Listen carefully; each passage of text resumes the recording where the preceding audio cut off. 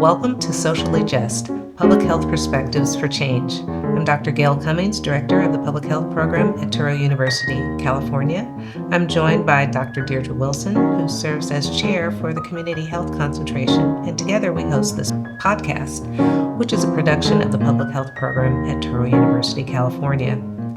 Each episode explores a different facet of public health, from politics, policies, research, and community advocacy discussions from our public health speaker series. The goal of our podcast is to provide public health perspectives for health and social change. This year's series focuses on navigating uncertainty, public health in the face of misinformation and transition. Welcome, Dr. Pierre, to Socially Just, the podcast of Touro University, California Public Health Program. This is a continuation of our public health speaker series. This is the 11th year of our annual speaker series, and we're so delighted to have had you speak to our students to inform us about misinformation and disinformation and the impacts on both medical mistrust and public health. So welcome again. Thank you. Thanks for having me. So we'd like to continue our conversation, and let's talk about something really timely. There has been a recent claim in the media of Tylenol and autism, or let's say acetaminophen. And say that twice. and the link to autism. And I think this is just a really good and timely example of how misinformation is linked to a really hot topic. Tell us a little bit about your perspective, or give us your perspective on this issue. Well, let me start by saying this. I think that when we, particularly in the field of medicine or even science more broadly, I think one of the fundamental things about science, even the term research, what does that mean? It means to look again, right? To search again and again and again. And so when we talk about scientific facts, what we're talking about are things that are repeatedly observable. And the more we observe them, the more we say, well, okay, this must be reality. I think for the public, oftentimes what can be frustrating about science, scientists, and medicine is that every 5 or 10 years we kind of shift a little bit, right?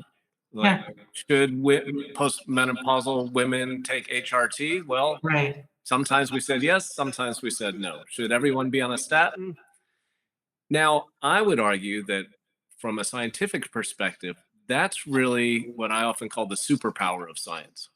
That we don't have dogmatic, immutable facts. We have the preponderance of evidence that makes us believe something with a certain probability. But it's possible that if we do other research, that might change. So let me start by saying I think that we can do a better job of educating the public that that's actually a positive, because I think that oftentimes the reaction is, oh, they keep changing their mind. They don't know what they're talking about, and so I don't have to believe anything they say. I can just believe, what I want to believe. And that is where, someone asked about the grifters, and that's where the grifters kind of pounce, right? They come in and they say, see, the doctors don't know anything. Well, I know the real thing. The real thing is XYZ. So to answer your question about, current events and acetaminophen and autism, I mean, the interesting thing is, there's this big announcement by the administration, and it's not based on really any new information. Right. The issue of Tylenol or acetaminophen and autism has been looked at in a number of different studies going back for years. Now, it is true, as I said earlier tonight, that there are some studies where an association has been found between acetaminophen exposure in pregnancy and the later development of or the presence of developmental disorders, including autism, but not limited to autism. On the other hand, I think if you talk to people in medicine who are working with pregnant women or kids or that kind of thing, they'll often cite what many people would consider to be a definitive study that was published a couple of years ago including nearly 3 million children, that found no such association.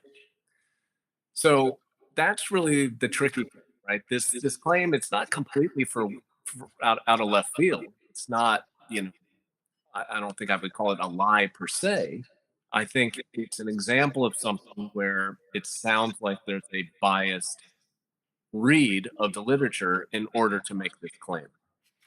And I think that's kind of what we often see. We see people make a claim, and then you look at everything that's out there, and you cherry pick a couple things that support what your argument is, and that's what you emphasize.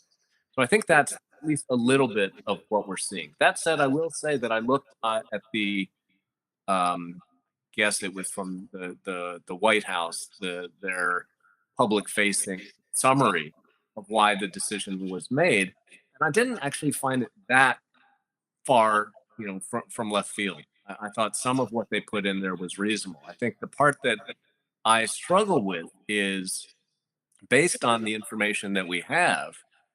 I don't think it was reasonable to make this sudden, announcement basically saying like we don't think it's safe for pregnant women to take acetaminophen. Like I don't think hardly anyone in the medical profession thinks that the data would support a claim like that.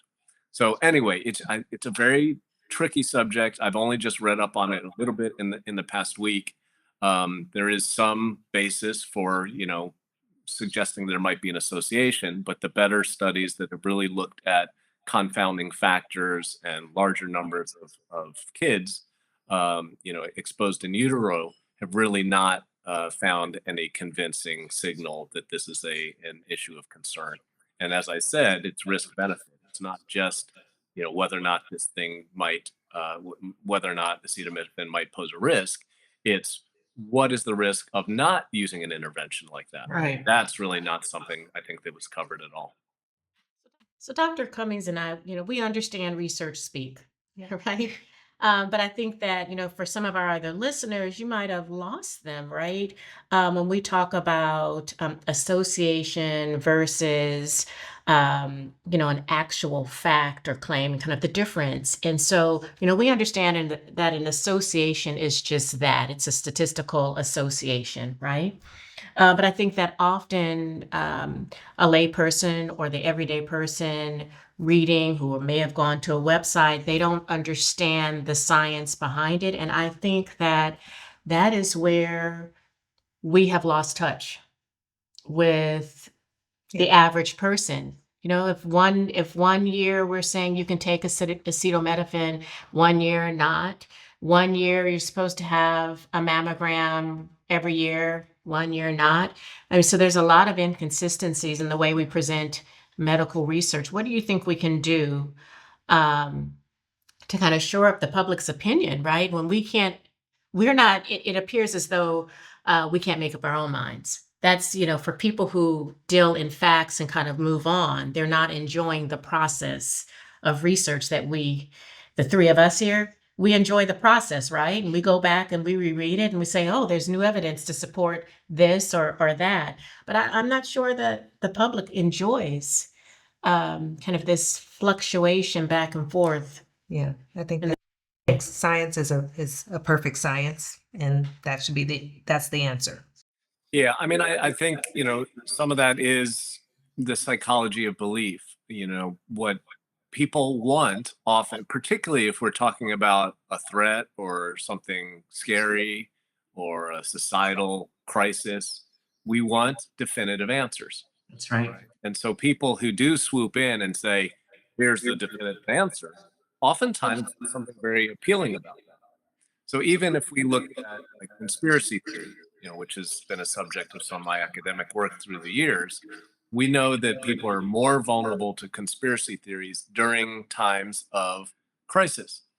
So, again, during the COVID-19 pandemic, or when something pivotal happens in history, like, JFK is, shot, people feel panic, they feel scared, they're afraid, and they really like answers. Even if the answer is something like it's a conspiracy, which sounds really scary, but at least in theory, if you can identify the conspirators, then this could be prevented in the future. So I think that's the tricky thing, is that people really like answers, and some people, especially in the kind of media landscape that we have today, come in and they say, "I have the answer," and they can get a lot of followers that way. I often think about President Obama.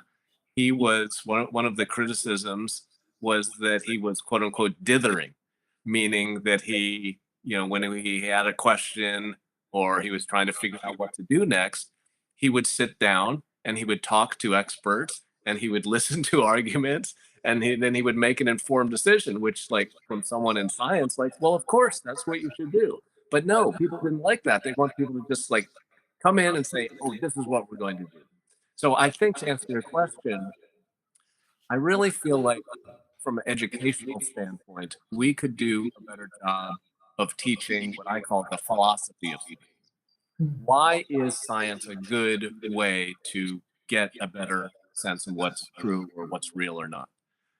When we take science in grade school, I feel like it's more like I'm going to do an experiment with chemicals, right? That's the doing of science. I think we need to teach the philosophy of science. We have to understand why when we change our minds, that's not that scientists don't know what they're talking about.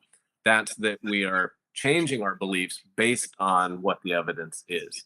And so I think a lot of the difficulty we see now are people that have this very high degree of confidence in what they believe, even though it's not really based on evidence. And that to me is a fundamental thing that we're struggling with right now. Absolutely. Right. Yeah. And I think one of the things that resonated with both of us in the conversation earlier was the understanding how important that political divide is in terms of driving those beliefs. It's astounding when you look at sort of the data as you presented it to see where it was probably around 2014, 2015-ish where things changed. And thinking about President Obama, one of the things he was concerned about in terms of sort of this sort of divided these divided ways of thinking and philosophy is it had a lot to do with how we use social media and the types of, for example, the 6 o'clock news used to be, one or two channels, not, having an a la carte choice of watching what you already believe, the networks that you already kind of trust.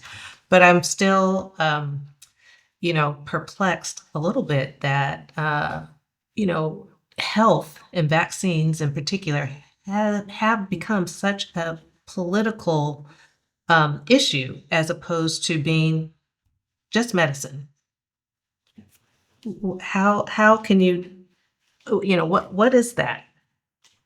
Well, it's a great question, and I think one of the things I mentioned during my talk was the concept of follow the money, right? I mean, the so-called anti-vaccine movement has been around for decades. It you know, and I think for a long time, and we saw that in some of the poll data that I presented, it didn't really catch on. Or actually, I mentioned that I live here in Marin County. I mean, the old stereotype of a so-called anti-vaxxer was a liberal soccer mom living in Marin, you know. And now we've seen that kind of flip-flop now where the traditional anti-vaxxer is more conservative. There was an article in the New York Times where I think it was earlier than in the year about how the idea of sort of crunchy granola has actually become now embraced on conservatives. You were hearing about like raw milk and all this kind of stuff. So it's so fascinating to see how some of these belief systems get absorbed within political parties. And I think if you try to understand why did that happen, a lot of it had to do with, again, the pandemic, what happened during the pandemic, and that then aligning with this longer standing movement of anti-vaccine belief. And when I hear people push back about the vaccines, particularly here in this country, a lot of it has to do with a kind of fundamental American value of autonomy, right? So I think what kind of got us into trouble wasn't so much that people didn't think vaccines work per se, it was this idea that the government's going to mandate this. They're going to make me wear a mask in public. And so, and when we see that in the data with the parents and getting their kids vaccinated, it's not necessarily that they think, vaccines are bad. It's, I don't want anyone telling me what I can do with my parents, which, I'm a parent. I'm somewhat sympathetic to that view. So there's kind of a confluence of different things that have happened coincident with the pandemic where the anti-vaccine movement, really gained a lot of steam. Not to mention, of course, that, I mean, it just boggles my mind, but that RFK Jr. is now the head of DHHS. Right? Like, that's just incredible. Right. Okay. So you mentioned something about follow the money.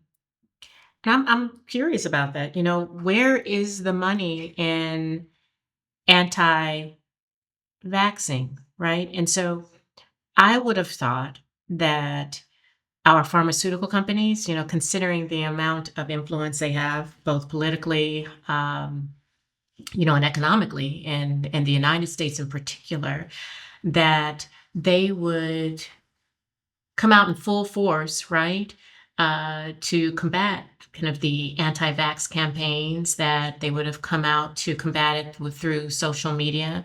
But I haven't seen that. And to me, that is very curious, where on almost any other level, the pharmaceutical company has a stronghold in the United States. So why not here? That's fascinating. I mean, my short response is I'm not really sure. I think the tricky part is if you look at the anti-vaccine movement, the most evil force is pharma, right? And so, again, if you quote a study saying vaccines are safe or they don't cause autism, then it's like, oh, well, that researcher must be in bed with big pharma. Oh, what's their funding source? Have they ever gotten grant money? Et cetera, et cetera. So I don't know why the pharmaceutical companies have not been more vocal, but I wouldn't be surprised if it was not that it's kind of, there's this idea of the backfire effect that despite your best efforts, it's just going to ramp up the, anti-pharma sentiment.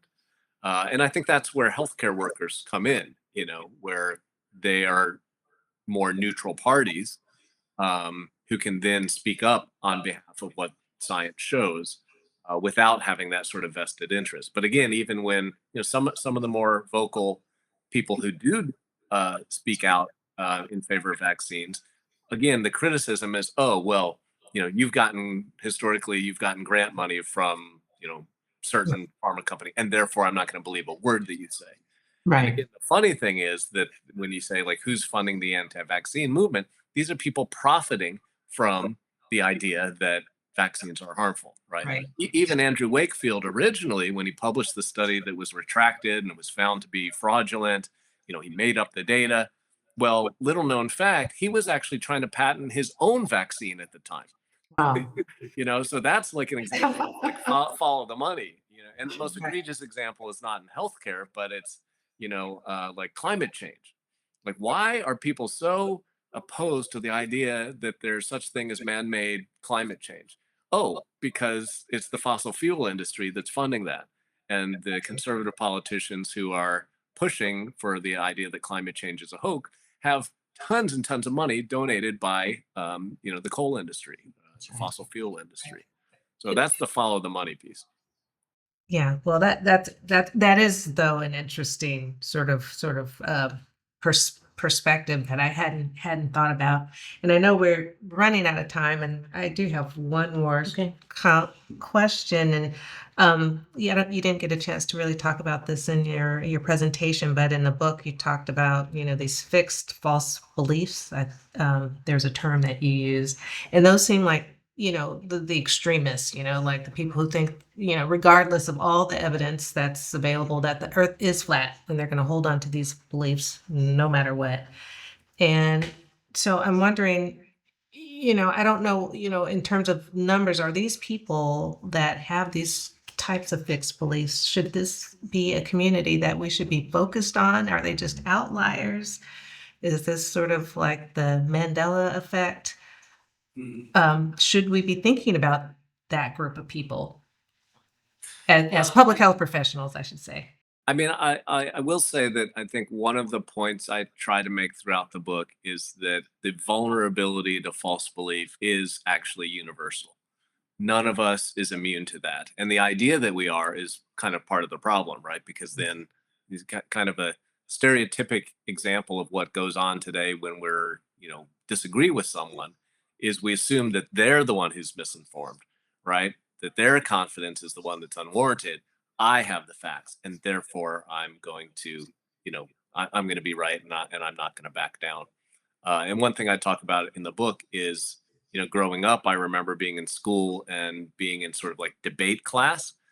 And in debate class, the idea was you present your argument forcefully and you never back down. Like if you back down and you go, hey, you know what? Your argument's better than mine. You're going to get an F, right? So I think we need to kind of get away from that mentality of like, it's about arguing and who's right. No, it's about really being, what I call cognitively flexible, being able to change our beliefs in light of evidence, and having intellectual humility. In the book, as you know, I talk about this idea somewhat irreverently of the holy trinity of truth detection, right? Which is intellectual humility, acknowledging that we could be wrong, cognitive flexibility, meaning we're willing to change our minds based on evidence or other people's viewpoints, and then analytical thinking, which always sounds like some kind of like super smart logical thing, but all it really means is pausing when we encounter information and saying, even though I want to believe this, maybe it's not right, and maybe I should really look more closely to decide if it's credible or not. Well, thank you for that final thought, Dr. Pierre.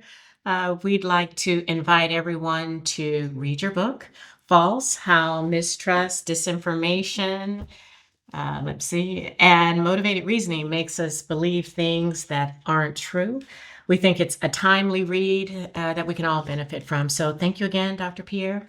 Thank you so much. I often say it's unfortunate that it is such a timely read. Part of me wishes it wasn't, but there you go.